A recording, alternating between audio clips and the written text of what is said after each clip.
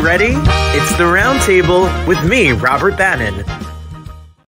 Well, hey, everybody. It's been a moment since we've been here live with you all here. Today is October 11th, and it is National Coming Out Day. I wish there was a National Coming Out Day when I was young. I'm just old now. I'm just elderly and out. An old queen here on National Coming Out Day. But today, we have the incredible Honey Davenport. New music, new work, new advocacy, always using their voice to help this community. And I am so excited to have Honey here. If you're listening to us on the Broadway Podcast Network, thank you for listening. And if you're watching us on YouTube and on social media, so good to have you all here. It's always a pleasure. You know, Peppermint, who Honey has some history with, called us the place where the queer kids come to play. Well, Honey Davenport is here. Welcome to the show. Hello. You are just so fabulous. I am obsessed with the whole Honey Davenport experience. Oh, thank you. Thank you. It's fun. It's a good time.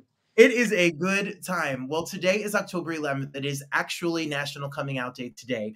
And you've made it a point to kind of speak out and be a voice for this community. When did the decision come that you were going to use your notoriety, your standing in public and in the culture to be a voice and advocate? Well, I think it's like when you grow up having the experiences that I've had, you have two options, which are to say that I'm fine with it, I'm going to let it keep happening, or I'm going to say something about it. It's really not like you have a decision whether you want to stand up against, you know, any kind of social oppression when you're experiencing it. It's like the choice is let it ride out and keep dealing with this silently, or say something about it. And I think we're in a time and place where most people are choosing to say something about it because, you know, our world is full of way more progressive ideas than the ones that we're experiencing right now. You know, amen to that. I hear that. And you have music, brand new music, before we continue to talk about queer culture and the life of it all. But I want to tell people while you're here, get ready. So you better be ready. I listened to it. I've been listening to it all day. Hey. Mighty Legendary, the remix with our friend Alaska is out. Stream it right now. Tell us about the song. Tell us why Alaska, the whole artwork and piece of it is beautiful. Tell us all about it. Thank you. I mean, it's been a fun, cool little ride, right? I like to make music. All of my songs kind of show the time and place and the experience that I'm having at that moment. And this year, there's been quite some legendary moments. I was very honored to snatch the title of Miss Southern California Continental this year. And I did it in an epic, legendary fashion where I flew from the East Coast the night before over to San Diego, landed when it was time for interview to start, didn't even grab my bags at the airport, just ran to the car and put on a tuxedo like Superman and jumped into interview, won the whole pageant. It was insane. And at the end of it, I just kept saying that was very legendary. And I just kept using this old school New York, Kenny, Marcus Kelly voice. That was very legendary. And I just kept saying that the whole night as I got lit on box wine in celebration. So it kind of transitioned into when I was talking the very next day with a producer friend of mine, Trent Park. We were we're gonna write this song about it. And then I was I kind of want to release a remix. And I had sent it out to a couple of my sisters who also make music, and Alaska heard it, and immediately Alaska, who was my first choice of putting on a remix, was yeah, I'm down, I'll do it, let's go. And she was the super sweetest, easiest person to collab with, that it was just 100% genuine, you know. Well, it is what people are saying. Hey, they're saying love and sending love and love to you. And especially on this day. So, hey, Lattes, hey, Waffles VR Studios. I wanted to say that the two of you voices and the attitude from the beginning where the speaking into the beat drops and then to the hook of the song, there's nobody who's going to be bumping in their car at the club or at a dinner party or at the gym. It's a perfect song on an elliptical machine on a gym somewhere to keep going. Yeah. And I feel like we all deserve an anthem, right? Like one of my goals is I was always like, I'm gonna write somebody's anthem. And I've been so honored that people have called me legendary and I've been able to do legendary things in my life and in my career. And I was like, this is a legends anthem. I want people to put this on and feel their most epic self, feel their most legendary. Like like I wanted a song to get ready to. That's why when it starts off, it's like, get ready, get ready, get ready. Like something right before you leave out the door. Just like, bitch, I'm about to do something legendary tonight. Like it's that song. I'm stealing it. I think it is a thing, but we're stealing it in your way. Tonight is legendary. Tonight's going to be a legendary night. We are mighty legendary. It's out right now. Stream it, get it, and follow. Why is my phone ringing? How unprofessional of me. This is We're welcome. We're live. You can follow Honey, at Honey Davenport Official on Instagram, so you can stay up to speed. You were just in London. You're now flying back. You are everywhere. How do you keep up with what you're doing? Girl, I have a very hard time keeping up with what I'm doing. But I have a really wonderful team. I've been working with my good friend and manager, Evans and Bella from BZ Productions for many years now. And we've, kind of created a system where I just try to kind of keep my cool and just take each step as it is handed Yes. to. But, I also prioritize my downtime and my mental health and my alone time, and I'm always doing a billion things, but trust me, I am always finding time to enjoy my experience as well, That's so important, especially in this crazy world that we live in. So I'm sure look, you better not be a club that looks sideways. You better not be a booker who tries to play, because Honey is going to come for you. So okay. You better get your money. You better be treated right. So with the world going on the way that we are, 400 plus laws, anti-trans and drag laws in this country, especially on a day like National Coming Out, where people are scared, people in the South, people in certain states are scared. What is it like for you to be faced with this, and how does it motivate you to keep going?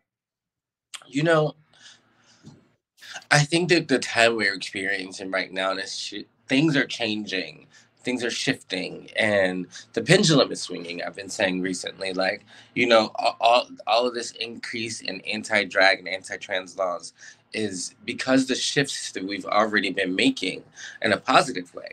And so, like, everybody's getting their opinion out, good, bad, and ugly right now. And I think that the time we're experiencing at this very moment is just the darkest before the dawn, where we're experiencing an onslaught of homophobic rhetoric throughout our country, but all of it's being exposed and shut down in a very, very beautiful way. If you look at what's happening, that none of these laws have passed. Like we're not in a time and space where you can just proclaim this kind of hate and then people are getting away with it. We could focus on the fact that these things are being introduced to us, but these are not new things to be introduced to us. In fact, they've always been being said. Now just the world is a village because of social media. We can see and hear everything in real time. But these are the kinds of laws they've been trying to pass about us from jump.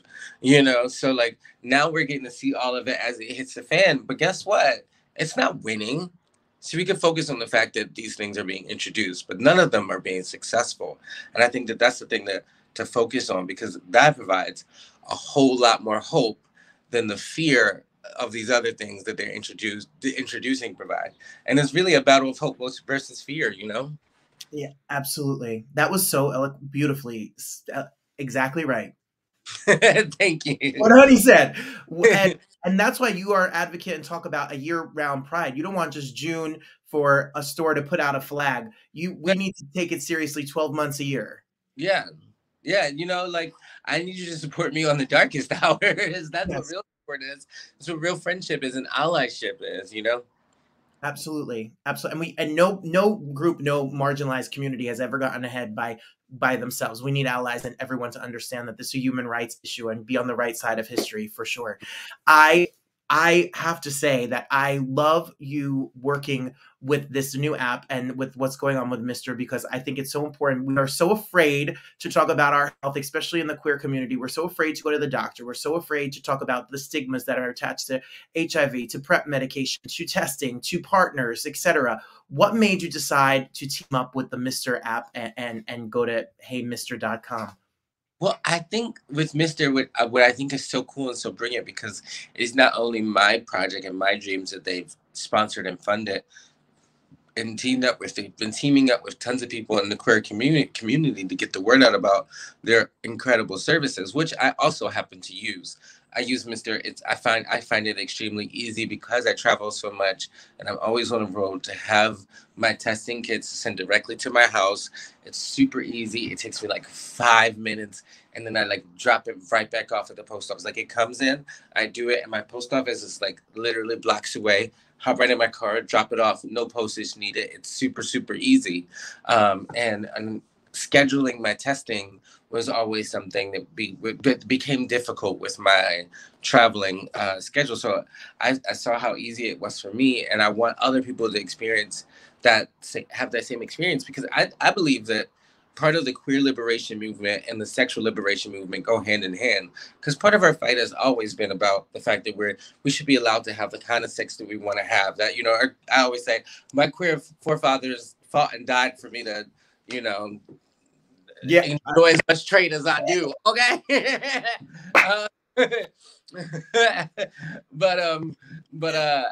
But it's important to be healthy about it, especially, you know, in a time like this, surviving what we've already had to survive as a community with the AIDS epidemic and the precautions that have been put in place right now for us to not have to have those experiences that generations before us did have. Like, it's just important that if you are going to be a sexually promiscuous person, which I think is completely fine and valid, even though they told you that it wasn't, it's awesome and cool, then it's important to be on top of your health and to you know, be aware of what's going on with your body, you know. And Mistr makes that extremely easy, while at the same time providing really cool artistic platforms for all of the artists they've decided to sponsor to get the word out about their services. I just think that they're the dopest organization.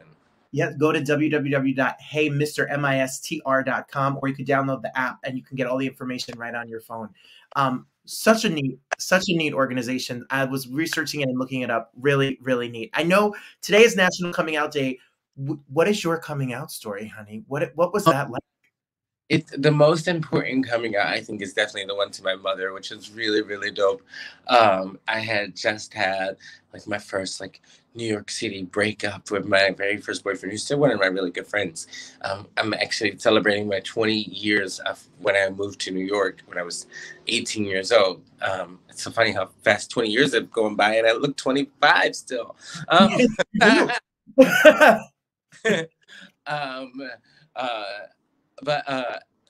Yeah, I was calling my mom because my mom's always been one of my best friends, and it felt like it was just something that I wanted to be able to talk to her about.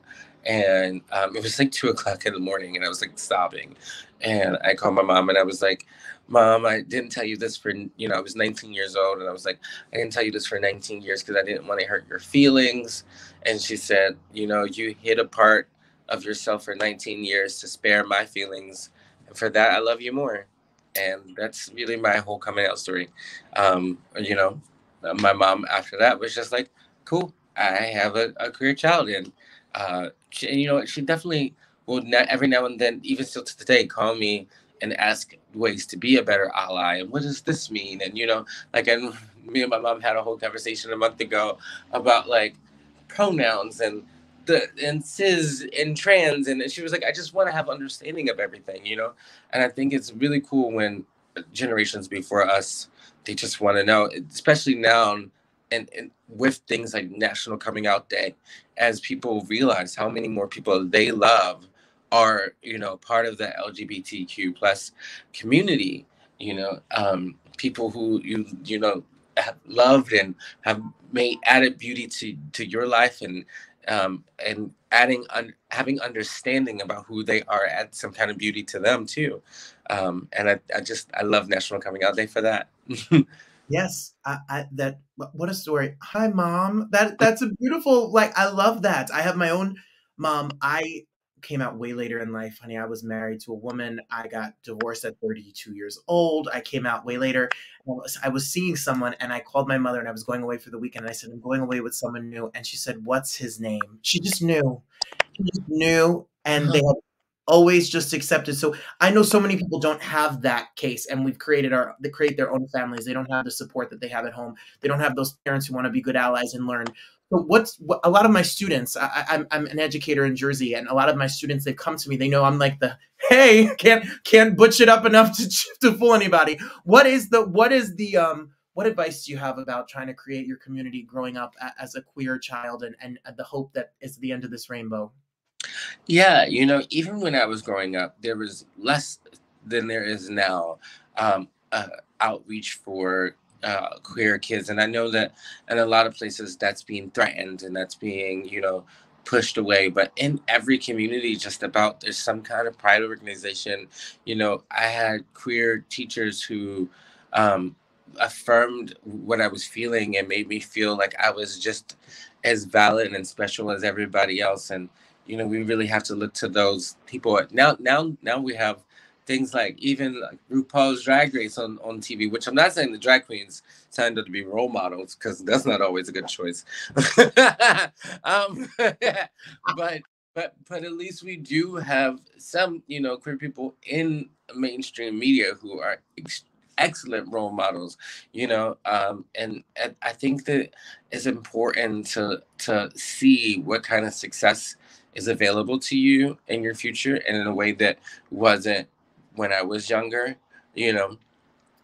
So what I will say to younger people who are discovering their queerness on any level is, remember that a lot of awesome, special people are and were also queer, and you're not alone. Because I remember for me, it feeling like there was very little representation of anyone who was great who was queer, and now there's so many examples all over, everywhere you look. Absolutely, and that's a whole word right there. Mhm. I you have always you when you read about you, Philly, growing up, you've always been outspoken about homophobia, racism, discrimination. Your poetry, your music, your performance art, your drag, everything you do has kind of an underlying message to it. And when we go see your show, or we listen to your music, or we watch you on television, or etc., what is the theme? What is the goal of the Honey Davenport experience? I think that where I've it's funny because what I've taken away from it is what I think what I want as other people to get. What I've taken away from my drag persona is that it is okay to be who I am on every level, in every capacity, in every situation. It is 100% valid to live in my truth.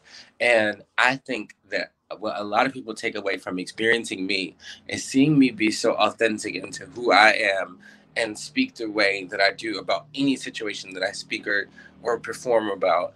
It lets them leave with a sense of it's also okay for them to be themselves. You know what I'm saying? I think that I provide that kind of space for people by letting them experience my authentic experience. They realize, oh, mine is cool too. Because if this little like weirdo is fine and everybody likes it and laughs at it, it's okay for me to be myself as well. You know? Well, we're here from one weirdo to another. I'm here for it. I also, if I was doing the math, we are about the same age. So I better not say I'm old, because you are not old, and I am Okay, not old either. good. Yeah. Even though this month is the big 40, The honey. big 40. Oh, I'm 38, so we're not too far off. Yeah, we're pretty close. We're pretty close. Yeah. Yeah, so I just had 38. And I'm gonna plan something huge for the big 40, I think. Or maybe I'll just like not plan something big for 40, but plan something big for 39, like my last year of my 30s. I think Yes, that's better. I'm here for it. Well, Yeah.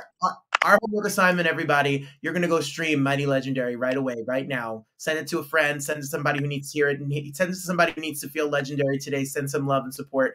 Go follow Honey Davenport Official on the Instagram and all of the fun. And if you want to get up on your health, go to Hey Mistr, MISTR.com. We are here for Happy National Coming Out Day. Thank you, honey, for all of the love and support you give to this community. We see you, and I stand with you. And I can't wait to see you do a show. I want to come to a show. Yes. But you say you're in New Jersey? I'm a mile from New York City. I'm currently in New Jersey at this very moment. What up?